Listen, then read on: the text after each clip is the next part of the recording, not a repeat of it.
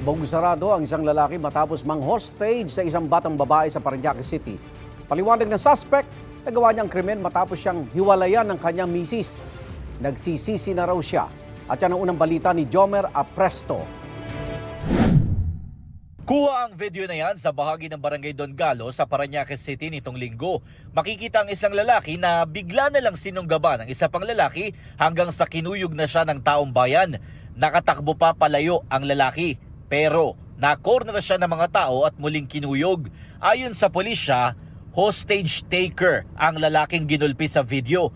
Habang ang lalaki na unang sumunggab sa suspect, isang pulis na nakasibilyan. Bago ang insidente, makikita ang 43 anyos na suspect na pumasok sa Bulungan Public Market pasado alas 12 ng tanghali.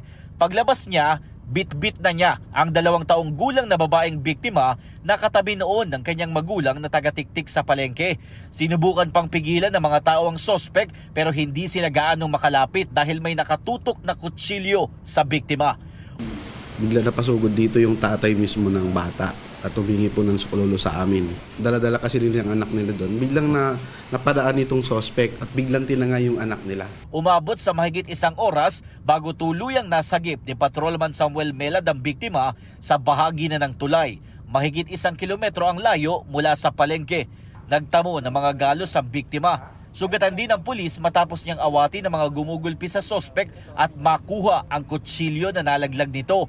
Masaya kasi safe yung bata. Kasi yun lang po talaga nasa isip ko, yung maligtas yung bata po. Kasi nung nasa tulay po, yun nasa isip ko nun po. Tatapon niyo yung bata dun sa may dagat. Ayon pa sa pulisya, 1 oras bago ang pagdukot sa batang biktima, isang lalaki ang tinangkapang i-hostage ng suspect. Maswerte at lumaban daw ang lalaki. Sa panayam ng GMA Integrated News sa suspect, sinabi niyang galing siya ng Samar at 2 linggo pa lang siya sa Metro Manila.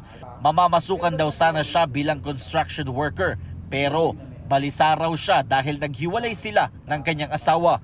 Ang kutsilyong ginamit niya sa pang-hostage, napulot umano niya sa tabing dagat. Nagsisisi ang suspect at humingi ng tawad sa pamilya ng biktima. Siyempre, hindi mo gusto maghiwalay kayo ng asawa mo. Sobra sirang pagsisisi ko. Maharap ang suspect sa patong-patong na reklamo tulad ng serious illegal detention, child abuse, alarm and scandal at illegal possession of bladed weapon. Sumailalim naman sa assessment ang biktima kaugnay sa trauma na posibleng iniwan ng suspect. Ito ang unang balita. Jomer Apresto para sa GMA Integrated News.